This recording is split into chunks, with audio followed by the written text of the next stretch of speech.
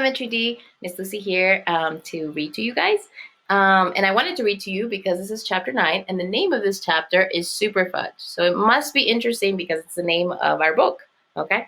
So you can follow along with me. You can take out your book and read with me, okay? So we start. Fudge has a friend. His name is Daniel. He's pudgy, so he's a big boy. He's pudgy with a lot of red hair and ears that stick out more than mine. The first time I saw him, he was standing in front of Uncle Feathers' cage, lecturing to Fudge. Myna birds are native to India and other parts of Asia. The common house myna is a bold, fearless bird, somewhat larger than a robin. Robin, Robin, Uncle Feather repeated. Shut up and listen, Fudge told Uncle Feather. Don't you want to learn about yourself? Daniel continued. The myna is a noisy, sociable bird. I'll say, I said from the doorway where I had been listening. Daniel turned around and stared at me. Who are you? He asked.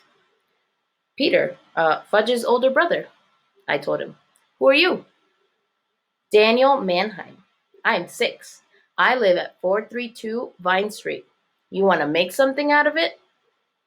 He delivered that last sentence in a tough guy voice, so that it came out sounding like, you want to make something out of it? Not especially, I told him, trying not to laugh. Daniel turned back to Uncle Feather. Many myna birds learn to imitate the human voice. They can talk, sing, and whistle. The common house myna is a genius, Acridotherus species, a tristis. Daniel is a bird expert, Fudge said. So I see, I answered. You want to hear about the vulture? Daniel asked. Some other time, I told him. Daniel came for lunch on Saturday. Would you like peanut butter or tuna fish? Mom asked him. Tuna fish, Daniel said. You want to make something out of it? No, Mom said, looking surprised at Daniel's tough guy line. Tuna fish will be just fine. Where's the TV? Daniel asked. I always watch TV while I'm eating. Okay, I'm on page 118. It's in the living room, Fudge said. You don't have a TV in the kitchen? Daniel asked.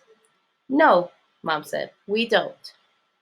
I feel sorry for you, Daniel said, pushing back his chair. He stood up. I guess I'll have my lunch in the living room. We don't watch TV while we're eating, Mom said. So why don't you sit down and wait until lunch is ready? Daniel pouted. I won't have much of an appetite without the TV. If you're not hungry, you don't have to eat, Mom said. TV shouldn't have anything to do with it. I was thinking that it wouldn't hurt the kid to skip a couple meals anyway. I watch Nickelodeon and Cartoon Network, Fudge said, as if anybody cared. And all the commercials. I never miss the commercials. They are my favorites. My father used to write commercials, but now he's writing a book. One time, I was in a commercial. I rode a toddle bike. No, you didn't, Daniel said. I did too, Fudge told him. I don't believe you, Daniel said. Mom brought the tuna fish sandwiches and 2 glasses of milk to the table. I don't eat anything with onions, Daniel said. I don't eat lima beans or peas. I only drink chocolate milk and cut the crust off of my bread. Okay, so the crust is a part of the bread on the outside. Okay, so he doesn't like the crust. There are no onions, lima beans, or peas in the tuna fish, Mom said. I knew from her voice she was about ready to tell Daniel exactly what he could do with his lunch if he didn't like it. But she walked back to the pantry and brought out the choco. You can put in as much as you like, she said, as she cut the crust off Daniel's sandwich. There, now you're all set. Wasn't I in a commercial, Mommy? Fudge said. Yes, Mom said. Fudge was in the Toddle Bike commercial. See, I told you. Did you get paid? Daniel asked. I don't know, Fudge said. Did I get paid, Mommy? I wasn't there, Fudgy. Remember? I was visiting Aunt Linda and the new baby in Boston. Oh, that's right, Fudge said. So he asked me, Did I get paid, Peter? Okay, so he was in the commercial, but he's asking, did he get money for that commercial? Did he get paid? You got all the Oreos you could eat, I said. I got Oreos, Fudge told Daniel. I hate Oreos, Daniel said. Okay, so I don't know what you guys think about this, Daniel. Do you like him or no? All right. On the same day that Daniel was eating his tuna fish sandwich without onions and peas and lima beans or crust, Tootsie learned to crawl. Okay, so now she can move around. She can crawl on the floor. One minute she was rocking back and forth on all fours, and the next minute she was moving across the floor. Mom ran to get Dad, and he raced upstairs to get the camera. And for the rest of the day, we took home movies. Tootsie was a star. Only Daniel was unimpressed. All babies crawl, he said.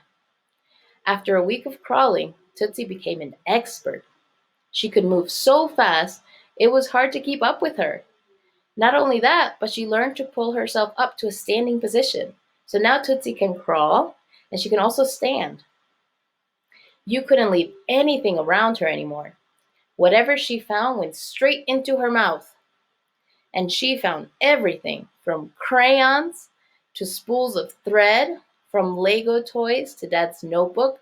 She chewed up 3 pages of his notes one afternoon, and it took Dad all night to try to glue them back together. So she even ate paper, okay?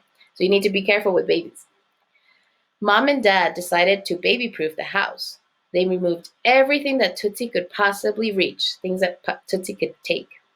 Tootsie was very pleased with herself. She said, Oga baha. Turtle learned to crawl too. He moved across the floor flat on his belly, and Tootsie would chase him laughing.